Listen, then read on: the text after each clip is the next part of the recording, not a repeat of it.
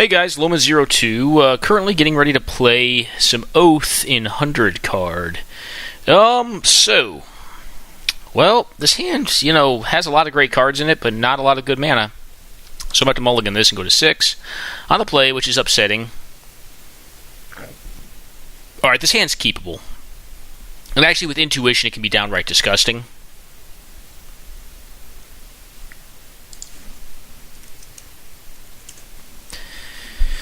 Yeah, I think this is a good one. Got crop rotation for wasteland protection, or we can go in if we just random miser into an oath. We can play that out with crop rotation to turn one of our lands into a forbidden orchard. Playing its Bandit Keith, my assumption is probably on again an aggressive deck.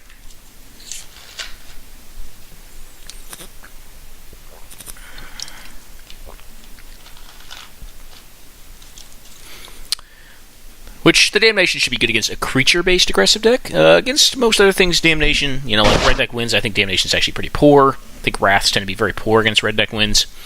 Because typically speaking, they're going to have 1 to 2 creatures, and you Wrath them, you get rid of 2 of their creatures, but you're already at real low, I told them to just burn you out. That's a keeper. Yeah, I'm actually going to keep that, put on top, because it's good early interaction. I don't want to fetch here, so I'm going to play out the Snow Island. Or the snow-covered island, as it were. And then next turn we will be able to counter his 2-drop if he has one, which ostensibly he will. And I probably will counter his 2-drop. I'm trying to think if there's... so I'm playing Oath. I'm trying to think if there's good in white, because I think he is probably playing White Weenie. Is there good 2-mana disruption for Oath? Yeah, there's Containment Priest. Alright. Gideon's Lawkeeper is actually pretty good against Oath. Actually, really good. Here, I think we played this out in order to protect... any of our lands with crop rotation if we need to get green. We're probably going to counter whatever he plays here, I think. If he does nothing, that'd be good for us. I just kind of want to bide time and get this Intuition off. Intuition, get a loam package. I'm not sure if I'm going to get a loam package against White Weenie, though. I actually may. I have a fetch land right now. It's not horrible. A Whip Quarter? And I really don't want to counter that, because it's just not that good a creature. It's just 2. I'm going to get it. Whatever. I'm just going to get it for efficiency's sake.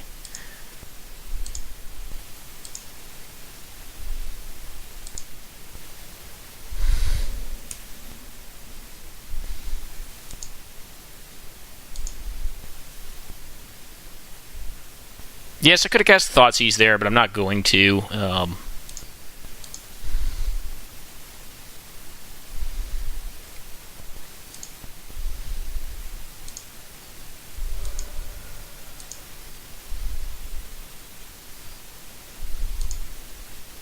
Nothing. Alright, so he must have even Mind Sensor, which is going to stink. I'm probably going to get censored here. No? Okay. I kind of figured it was a censor. I suppose it was not. Better to know now than to have it used on my intuition. Although it would be pretty savage. No cast on 3. So he must have a Planeswalker in his hand. I don't know. So I think the pickup here is... It's probably just a standard pickup, to be honest, and it's going to be kind of slowish. But I think what we end up doing is we just get the Dark Depths. Come on, Moto. Dark Depths. Oh. And actually, in this case, I may... So we get Dark Depths.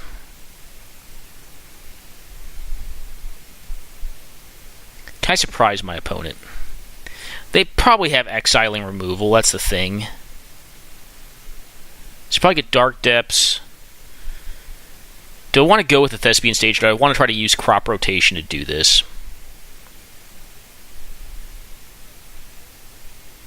I mean, I could also get Glacial Chasm. That is an option. No, you know what? I'm going to go for the standard combo, Thespian Stage, because when I don't get Thespian Stage, it tips my hand so obviously that it's just not worth doing it that way. So I'm going to get Thespian Stage, and then, all right, come on, Moto, catch up. I know I'm taking my sweet time here, and then just Loam. This is a standard package. I mean, against aggro, you can go this way, or against control, you can go with like a Raven's Crime Wasteland. Life from the Loam package, which is also pretty savage. But I already have a fetch land in there. I can just, go find a fetch land with this.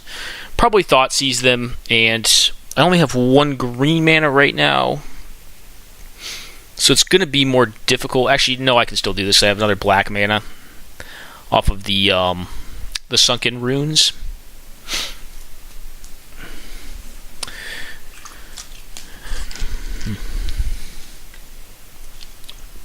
What do they do here?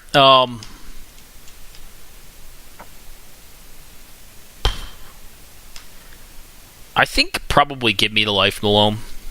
That's what I would probably do. Gives me one last dredge. If dredging is a thing that I want to do. I mean, they could also get lucky, and if I dredge Life from the Loam, I just hit my Emrakul. That is a thing that could happen. That would be rough. I'd just be like, alright. This is what it is. I mean, if that happened, I'd probably... Alright, so they do give me the Loam.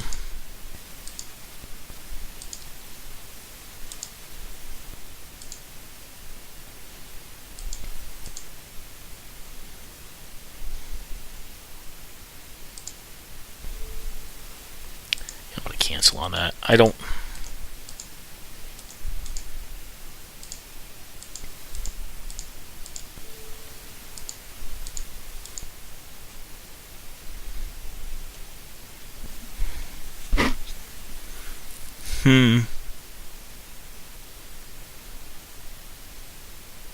How bad do I want to Thoughtseize here?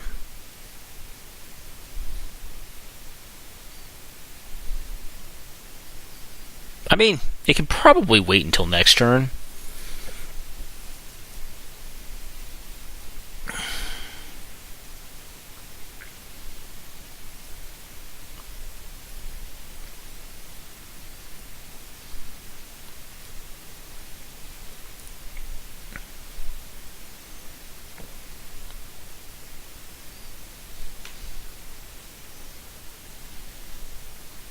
Yeah, no. I'm gonna Thoughtseize him here. I don't know what's going on over there. I kind of want to see. I'm not under a significant clock right now. They could have some sort of instant speed spell. I mean, I want to see what's up. I don't know. I do not know what's going on. Genuinely have no clue. I mean, I was kind of hoping this Damnation would be better than it's kind of been. I mean, right now I don't really want a Damnation to Gideon's Lawkeeper. I'm not really at risk of dying to it.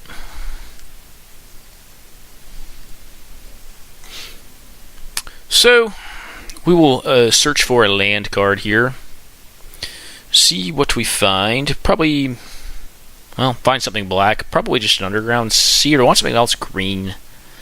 I don't really want to take 2 damage off of an Overgrown Tomb. So, probably just get an Underground Sea here. It's probably fine. I guess I could lament that if...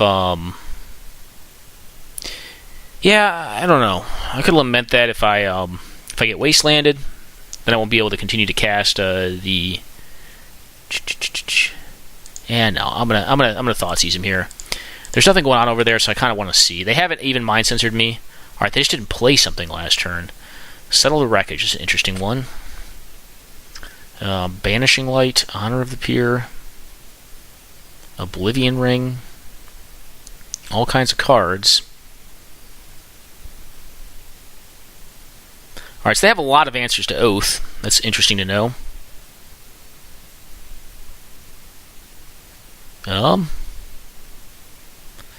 do I care about the least here?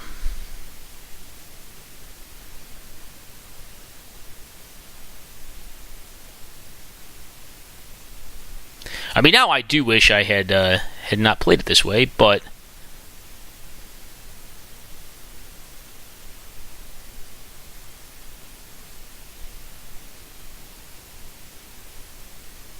Hey, you know what? Lose your Thalia. That's fine.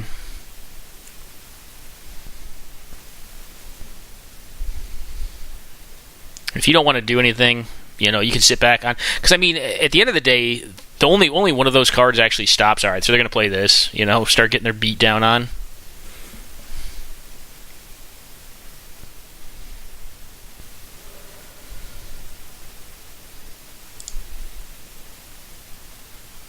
No, I'm cancel. I'm going to start drawing cards, actually. I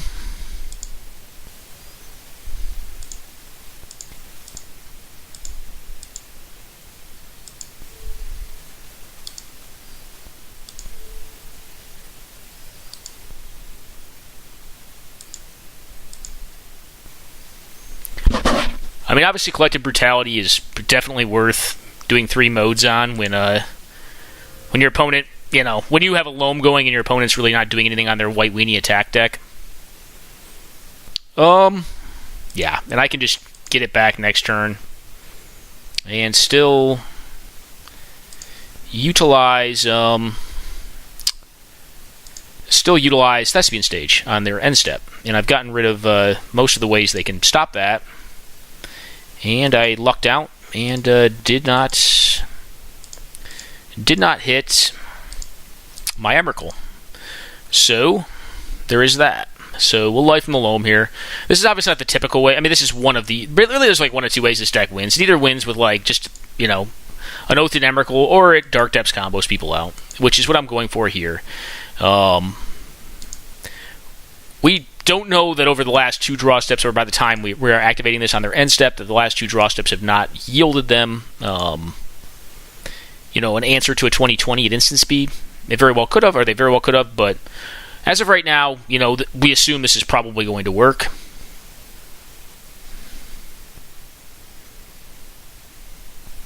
All right.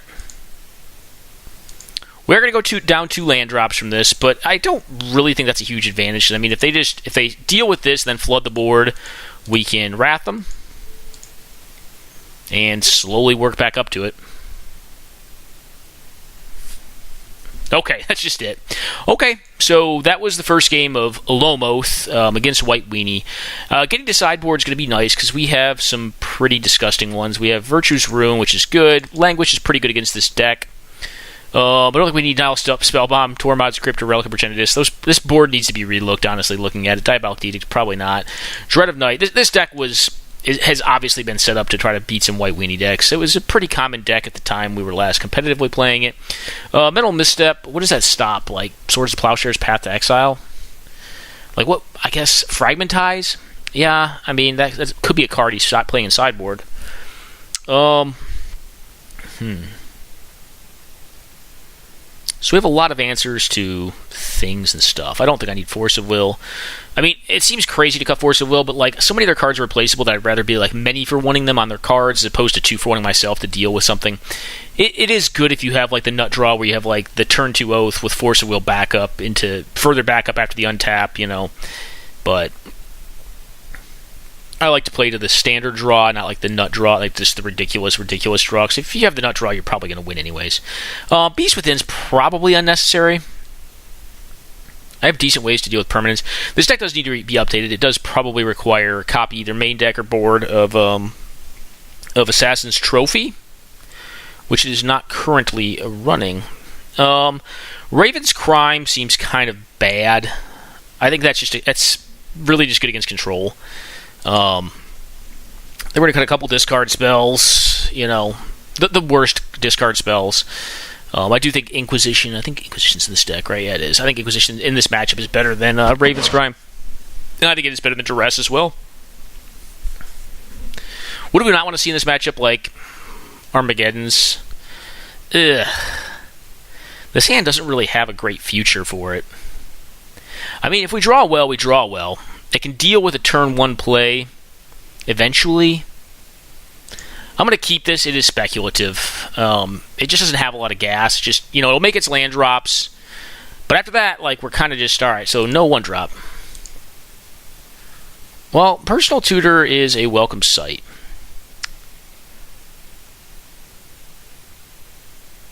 Huh.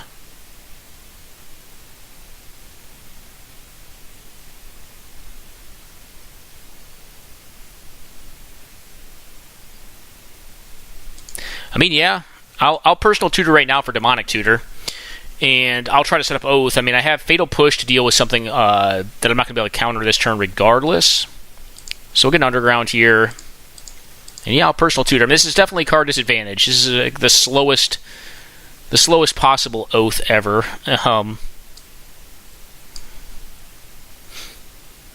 Yeah, I mean, it's probably just Demonic Tutor. Demonic Tutor, go. And they probably have an answer to an Oath. I mean, I don't know, maybe they don't. Maybe they're just going to go for the Gusto and play a creature here. It's pretty obvious what I'm setting up. This card does not scare me. I mean, it's just a beatdown. It doesn't really have any cool effects. And I think what I end up doing is just playing out my Forest here. They're not likely to have discard because they're not playing black-white. So I'm just going to go for a Demonic Tutor. And I guess I just find Oath. Yeah. And go. And then, ideally for the 3-drop, we can Fatal Push and then either leave up Mana Leak or play out the Oath and, hope it stays in play. Again, that's usually just kind of like a big dude. Just kind of a big dude. Alright, we get hit for 2. Cool.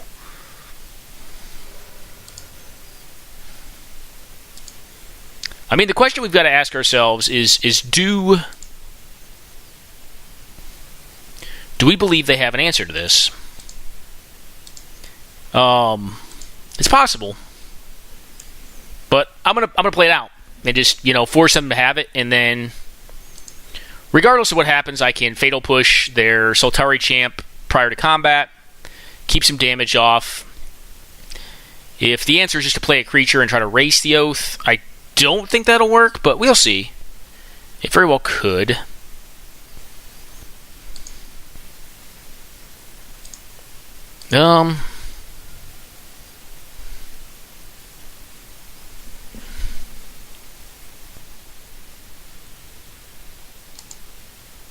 Actually, this is our folly. We have the other land this could have gotten.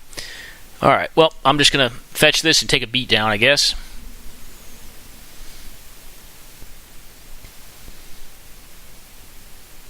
That is brutal. I guess I should have noticed that. Yeah, I drew the Watery Grave. That is kind of rough. Oath decks tend to have a history of drawing the cards they do not want to draw. Alright, Hallowed Spearkeepers, whatever. What's our best draw here? Yep, you.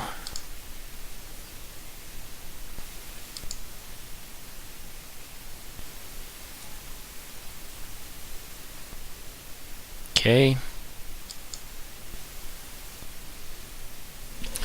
Alright, so if I draw a Life from the Loam, I can get Thespian Stage, I can get Wasteland. Is any of that relevant? Could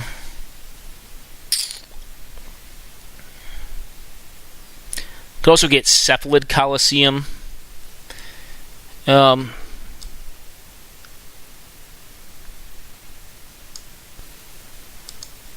there is the Glacial Chasm.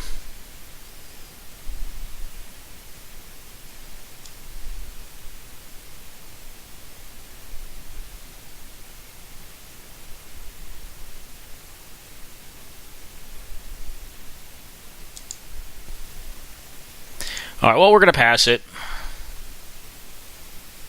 And ostensibly, we can counter anything that deals with the Emrakul with this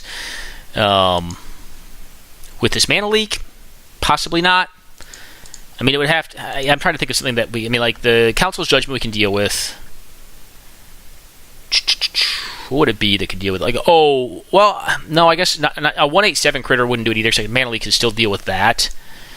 Like an exiling creature. I can't think of a 2-mana one that would work.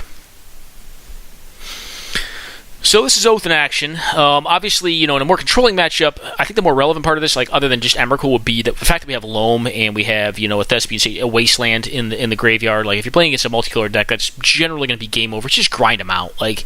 So Oath can go like one of two ways. Like you can go like more of a combo. Like I'm trying to play as a combo deck right now and just play around as much of their interaction as I possibly can. I'm not going to say I'm doing that perfectly right now, but generally speaking, try to fish just as quickly as you can to get out there. And if you have to, just use some of your control options like the Wrath that we had before, the Damnation, to keep the game going. What is going to happen here is they really don't have a great attack. So I will likely attack next turn, blow up all of their crap with the Emrakul. I'm going to also have... Now, the one downside of this is if I only have one more creature in my deck. So if it is like the literal like last card in my deck, I'll lose the game. I'm willing to take that risk. I mean, that's one of the things one of the prices you pay for playing Oath. And it's going to be a Rune-Scarred Demon. And if I'm lucky, it'll be somewhere in the middle, and I'll be able to, get another good card in my deck if there are any left. Yep, you can get it for 2. Or this is 3, right? It's other creatures? No, it's others. Yep. Okay.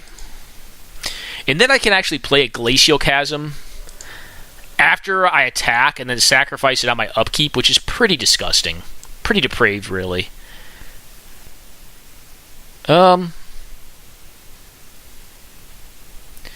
I think that's fine, actually. Okay. I don't really care, I don't think.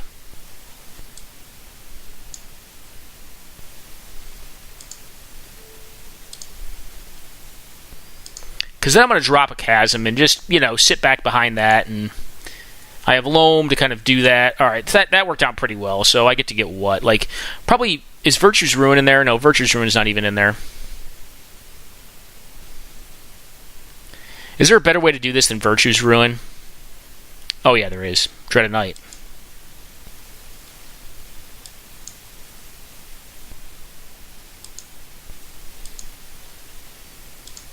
Alright, Dread of Night.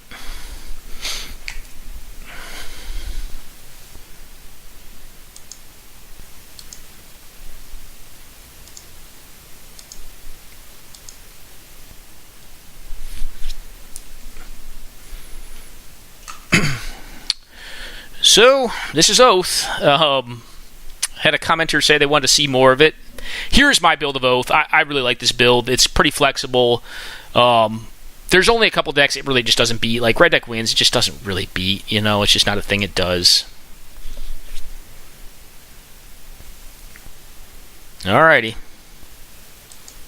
I'll take 15. Is there any way they can beat me here? Do I need to play the Glacial Chasm out? Probably not. If I was really under duress here, I could play Glacial Chasm out, but they can't cast spells. I mean, they have 3 cards. They're probably not casting anything. Alright, they can get a creature here. I guess there are creatures that could kind of get me here. But if it's like a 1/8/7 creature, like an Exiler creature, it's going to exile one of my things. Then because it has left the board, I can actually Fatal Push it. Alright, they get a Selfless Spirit. It just dies instantly. It's just this, This is my Oath build. Obviously, the sideboard is kind of coming through here. I mean, Dread of Night is not a card you will probably ever see in like German or Canadian Highlanders. It's just so specific. Good games, man. But that is Oath versus White Weenie at a minimum. I tended to design this deck to beat up on the aggro decks, and then to have kind of a actually, the deck's pretty good at everything except for Red Deck Wins. Like, at the end of the day, like, I felt very confident that this deck could beat most things that were not Red Deck Wins, and at the time, we're playing in the 100-card Singleton format, which is very similar to, German Highlander or Canadian Highlander. Red Deck Wins was like dead because like White Weenie was kind of the rave, and like White Weenie decks just trounce Red Deck Wins decks. So if you were going to play an aggro deck de jour, you're going to play White Weenie. If you especially if you go the other way and go Red Deck Wins, you're going to face like probably like half your matches in White Weenie and just lose them, so you're still going to go 5-0.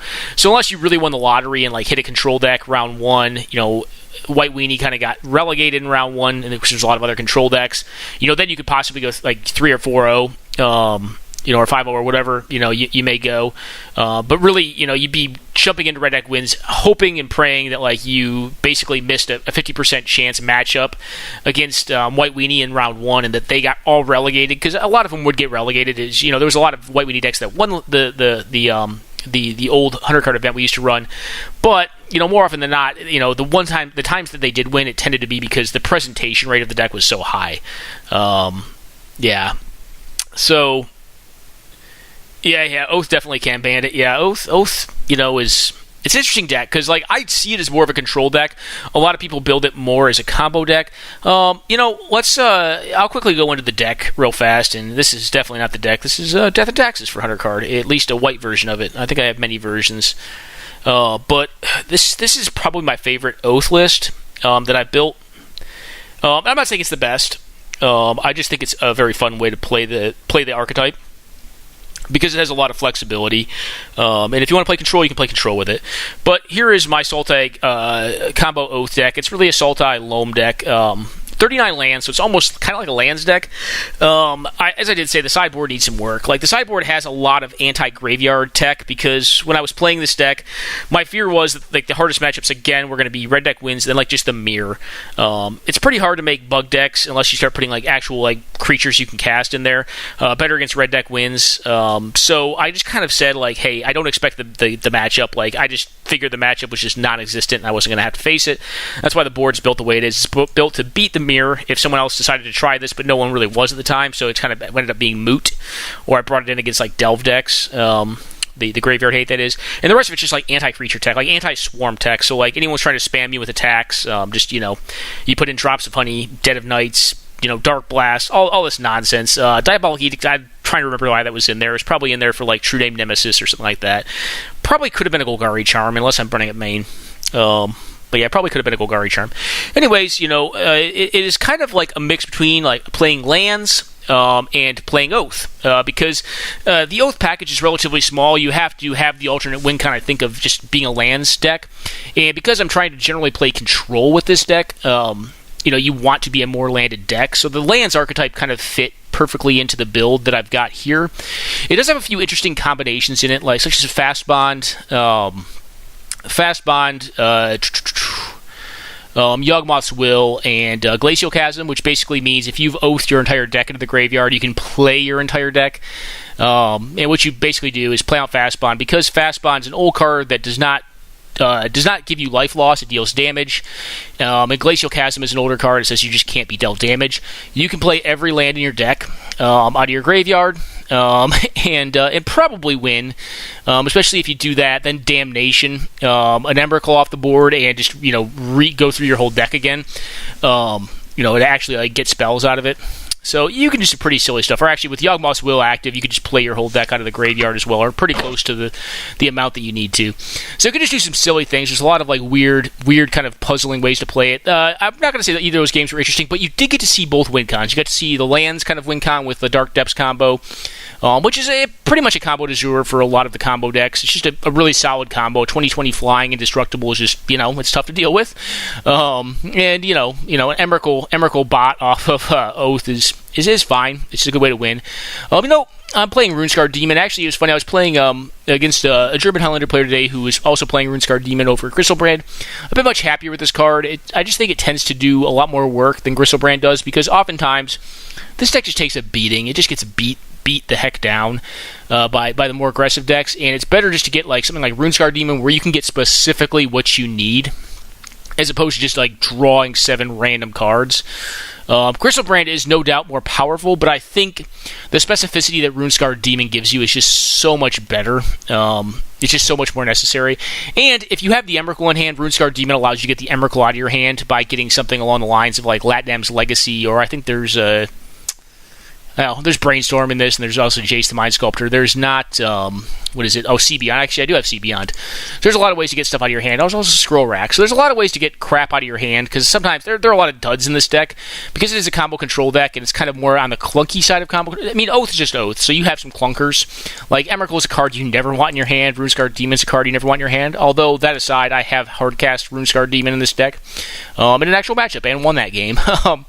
But you have a lot of ways to get just junk out of your hand, because there's a lot of cards that are very situational. Like, Beast Within is just a situational card, but it is situationally epic level good in this deck. I mean, sometimes all you gotta do is just blow up a land with an Oath and play against a control deck, like a blue-white control deck, and it's like, alright, game over. I got you. You know, but a lot of cool, interesting kind of, like, synergies going on in this deck, and it's a ton of decision making. As you can see, this is just a very tutor-heavy deck. You get to play weird cards like Swan Song, but very tutor-heavy deck. You know, if you look at just the one-drop spot, I mean, you've got Crop Rotation, you've got Expedition Map. You have, you know, Mystical Tutor, which I believe is banned in German Highlander now. Personal Tutor, Ponder, Preordain. I mean, these are all manipulation and/or selection effects, as well as quite a few in the 2 spot. The rest of the deck is really just interaction outside of the core combinations that the deck has to win with, which, again, is going to be your your Dark Depths combo or your Oath. And then to a smaller extent, really just a large enabling effect. It's also kind of a combo, though, is Yawgmoth's Will plus Fast Bond. Basically, if you have Oath your entire deck and your deck is flipped upside down in the graveyard, and again, you have Glacial Chasm, you can play your whole deck. You just play everything that has been ditched in the graveyard if you'd like. But the deck after that is just really interaction and draw, so that you can ideally stop that which is most relevant. So the deck is definitely more of a combo control deck.